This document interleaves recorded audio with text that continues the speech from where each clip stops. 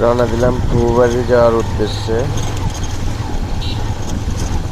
তো দেখতে পাচ্ছেন গ্রামীণ পরিবেশটা অনেক সুন্দর, বিশেষ করে এদিকটার গ্রামীণ পরিবেশ অনেক সুন্দর। সুপারি গাছ, বাঁশের ঝাড়, তারপর ভাঙা ভাঙা রাস্তা, আসলেই খুব ভালো একটা পরিবেশ।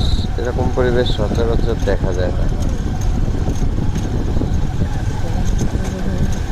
তো যাইতেছি বিয়ের দাওয়াত পাইছি সেই মেলা দিন পর, 20 বছর পর যাচ্ছি শেরপুর। শালা বিয়ে করতেছে। আসলে ফুপুর অসুস্থতা যাবো না এমন কথাই কইলো, না যায় আর উপায় নাই। দেখতে যাচ্ছি ফুপুকে। দেখুন রাস্তার এপারে ওপারে দুই পারে বাড়ি ঘর আছে।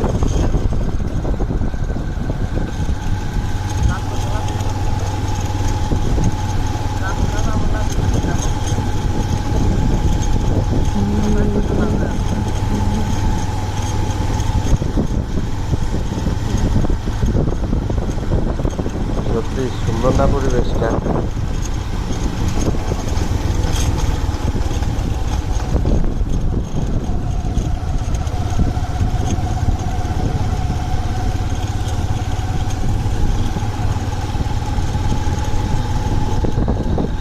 আঁকা বাঁকা রাস্তা,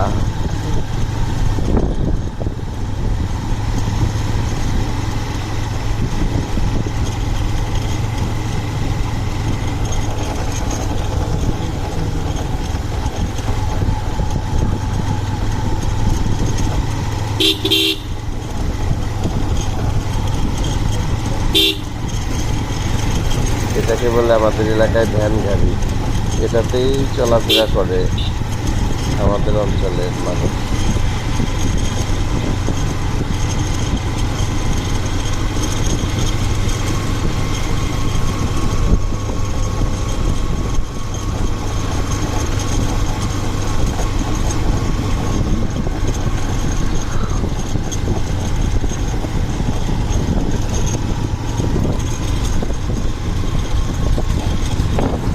পয়লা বৈশাখের সাথে শুরুছে।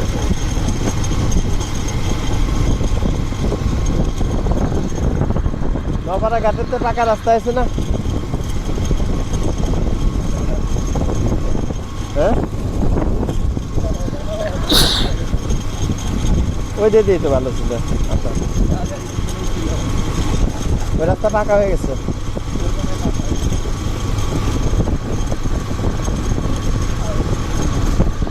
মনে হচ্ছে বাজারের কাছাকাছি এসে পড়েছে।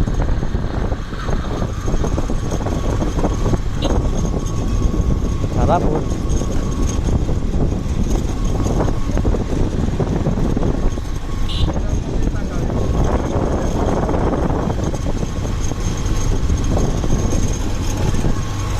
অলরেডি এসে পড়েছে। কালকে হাতের কাছে কয়ে বালি আর খোয়া নিচ্ছি, ঠিক আছে?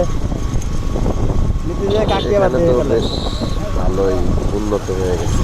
পরে আমি বললাম আমি টাকা দিছি, কিন্তু ভালো বড় পরে কত তোর টাকার কথা আমি শুনছি, তুই নিবি, যা লাগে নিয়ে যা। আমি কই যে যা লাগে তো নিয়ে যাবো, পরে চাচারে রিমান্ডে নেবেন। হ্যাঁ, মনে মনে কর।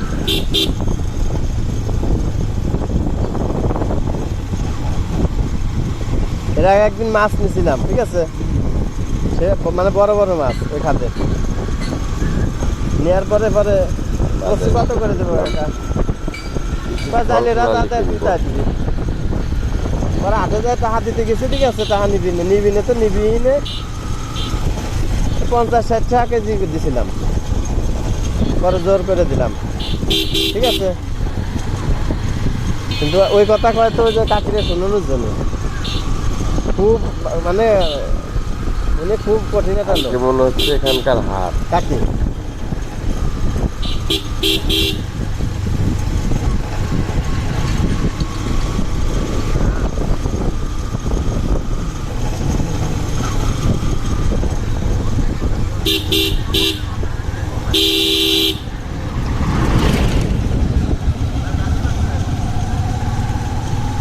আসে বসছি না, এবার এদিক না, তো এখান থেকে কিছু ফল নিব, ফল নিয়ে এই রাস্তাটাই পাকা হয়ে গেছে, হয়ে গেছে এটা। বাড়ির পাশে।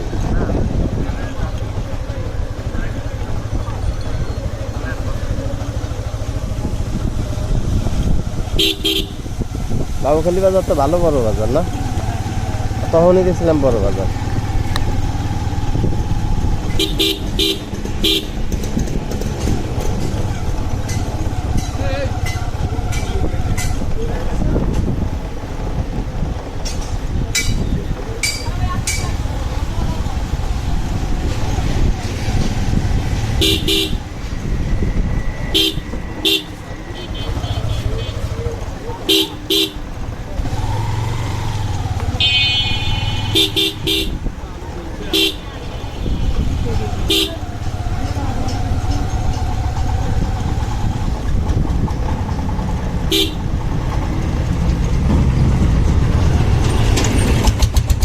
আজকে মনে হয় আট ফলের দোকান কো, ও পাইছি। ডালিম কো ভাই, ডালিম আছে?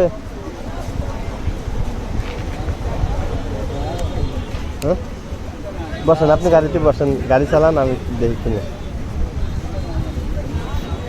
না নিতে হবে ডালিম, নেন বসেন।